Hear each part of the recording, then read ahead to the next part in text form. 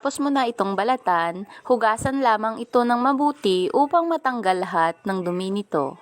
Kunin na nga ang gadgaran upang makapagsimula ng maggadgad dahil nakakangalay ang paggagadgad ng kamuting kahoy. Para sa akin nga ay pinili ko ang mas pino dahil mas madali itong maluto.